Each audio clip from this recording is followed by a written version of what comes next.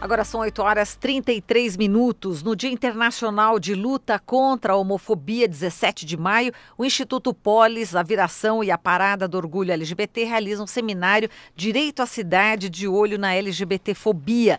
E para falar sobre esse assunto, a gente convidou aqui o Rodrigo Faria, que é advogado e urbanista do Instituto Polis. Tudo bem, Rodrigo? Tudo bom, e vocês? Tudo certo. Obrigado por receber a gente, por estar aqui. Rodrigo, vamos falar aqui sobre esse encontro, né? Vai ter a participação de muitas pessoas, né? De diferentes formas na construção coletiva de cidades, né? Democráticas, sem discriminação. Como é que vai se dar? Vai ser em 3 momentos? São 3 conversas que vocês estão planejando? Isso, na verdade, a ideia do evento é ser um constante bate-papo o dia inteiro hoje, que vai rolar na sede do Instituto Polis, que fica na Rua Araújo 124. A ideia é a gente ter principalmente 3 momentos de conversa. No primeiro, a gente entender um pouco qual é o cenário da LGBTfobia, da violência LGBTfóbica que a gente vive hoje nas nossas cidades. E algumas lutas que estão sendo travadas, como semana que vem, a continuidade da discussão da criminalização da LGBTfobia no STF, que acontece no dia 23, se não me engano. Então, a primeira mesa vai lidar com questões mais diretamente relacionadas à LGBTfobia. A segunda discussão que a gente tem é a ideia de que a LGBTfobia presente nas cidades, ela também gera reação, né? Da sociedade civil, dos movimentos, dos coletivos. Então, na segunda conversa, a gente está recebendo alguns coletivos, organizações que resistem, que constituem territórios de resistência nas cidades. E na terceira mesa é um pouco que utopia de cidade que a gente quer. Então, como que a gente constrói uma cidade a partir das políticas urbanas que seja livre de LGBTfobia. Então aí a gente vai estar recebendo urbanistas, profissionais de segurança pública, todo mundo pensando junto de que forma a gente pode incidir sobre políticas urbanas para livrar as nossas cidades da LGBTfobia. Mas a ideia é um bate-papo bem descontraído. Tá, você vai mediar, no caso, essa mesa, né? Isso, eu vou mediar a última mesa, que eu acho que é uma das mais legais. Não é porque eu estou mediando, mas acho que vai ser muito bacana. Porque é justamente pensar um pouco, sair da nossa reação, sair da nossa resistência e propor uma nova utopia de cidade que seja livre de LGBTfobia. Certo, e falar de LGBTfobia hoje, nesse governo de Bolsonaro, é fundamental, né, Rodrigo? Nossa, é muito importante. Desde as eleições, o crescimento que a gente vivencia da violência LGBTfóbica nas cidades, desde agressões verbais até agressões físicas, está aumentando exponencialmente, porque no momento que você tem um candidato a presidente que se tornou presidente, que é homofóbico e não tem problemas em dizer isso, você acaba legitimando ações individuais na rua, no espaço público, e as pessoas se sentem no direito de fazer isso, se sentem legitimadas pelo presidente. E isso tem pesquisas demonstrando que essa violência aumentou nos últimos meses. Então, nesse momento, mais do que nunca, a gente tem que dizer, estamos aqui, somos cidadãos, temos direito e estamos lutando pelo nosso direito de ocupar o espaço público, que é o espaço de todos. Aí como é que você viu a atitude, né, do prefeito de Nova York não permitir, né, a homenagem para o Jair Bolsonaro? Maravilhosa, né? Maravilhosa, porque Nova York tem um histórico muito importante na luta LGBT. Foi onde aconteceu o Stonewall, que esse ano completa 50 anos. Então, que foi um grande levante da comunidade LGBT lá em Nova York, de dizer chega de violência contra a gente, chega de opressão, chega de invisibilidade, sair nas ruas e pela primeira vez colocando a visibilidade LGBT no espaço público, né? Esse espaço que é justamente o lugar principal de reivindicação do nosso direito à cidade, do exercício. Então, Nova York tem esse lugar na luta LGBT muito importante. E essa posição do prefeito de Nova York foi incrível. Inclusive, é o tema, né? Stonewall, a segunda mesa, né? Que começa às 14h. Stonewall é aqui, territórios e resistência na cidade. Queria que você falasse um pouquinho mais também, quem que vai participar, aproveita e fala também. Tá, a gente vai, nessa segunda mesa, a ideia é mostrar que a resistência que começou em Stonewall, tanto do ponto de vista de dar visibilidade à comunidade LGBT, mas também de resistir à opressão, de resistir às violências impostas, seja pelas forças de segurança pública, seja pela política que de alguma forma invisibiliza e recrimina, seja nas atitudes individuais, essa luta continua presente até hoje. Então por isso que a gente falou que Stonewall é aqui. E aí a gente tem coletivos culturais que vão participar da mesa, como o pessoal da Sarrada, como outros coletivos que têm constituído tanto em em regiões periféricas quanto centrais, espaços de vivência LGBT, de celebração, de visibilidade.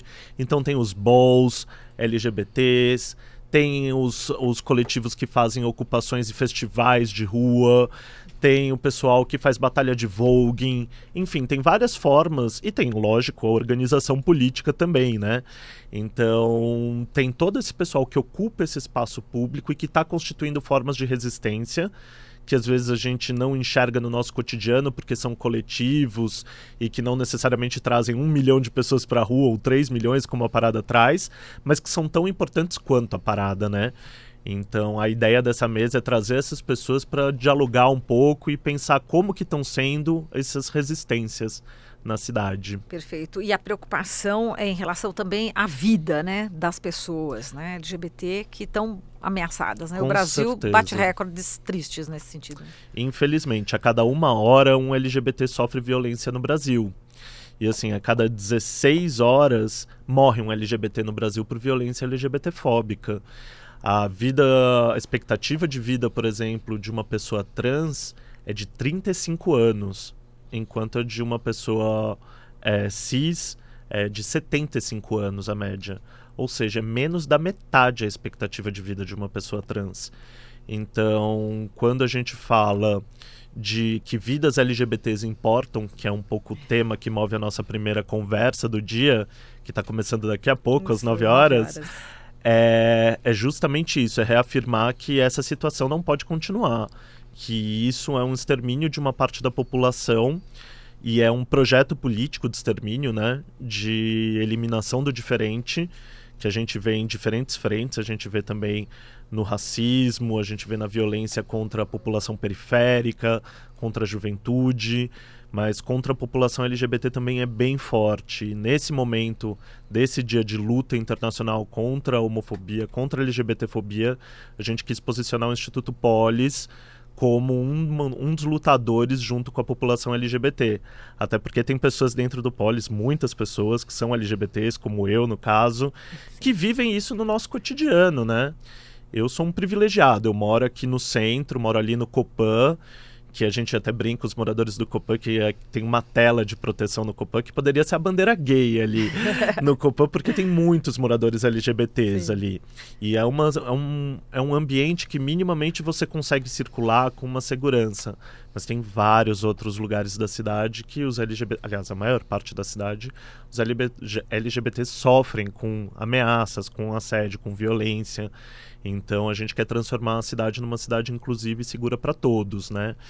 E aí é isso, quando você vai discordar de alguém na rua porque a pessoa teve alguma atitude absurda, e isso já aconteceu comigo, o primeiro xingamento que vem a pessoa é seu viadinho, seu gay, e isso é uma forma de violência psicológica, etc.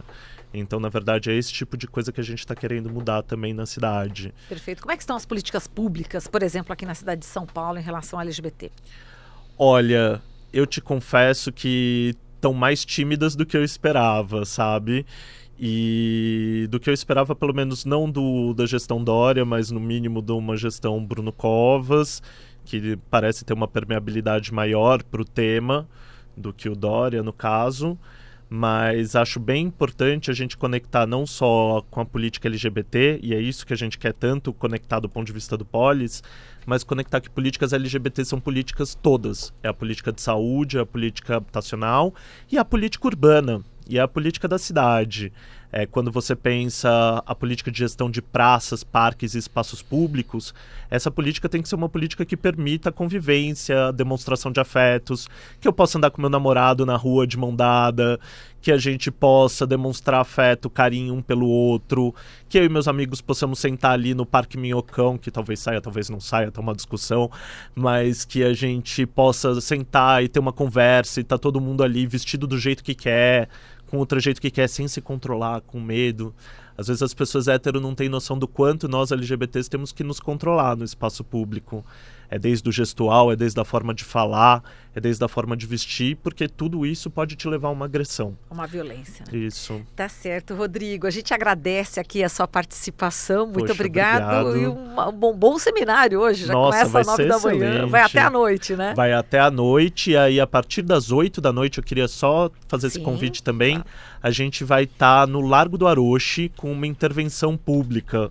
Então a ideia é não só a gente ficar restrito no debate dentro do Instituto Polis, que vai acontecer o dia todo, com transmissão online, mas é também ocupar o espaço público e ressignificar aquele espaço público. Então estão todos convidados, Tá inclusive ótimo. vocês aqui, por favor. Muito obrigada, Tá Rodrigo. bom, gente, Lembrando prazer. prazer. Lembrando que o seminário está acontecendo já a partir daqui a pouquinho, às 9 da manhã, vai até 7 da noite, né? Seminário Direito à Cidade, de olho na LGBTfobia, e o Instituto Polis fica na Rua Araújo 124, bem no centro de São Paulo. É isso aí. Obrigada, Rodrigo. Obrigado a vocês. Falamos aqui com o Rodrigo Faria, advogado e urbanista do Instituto Polis.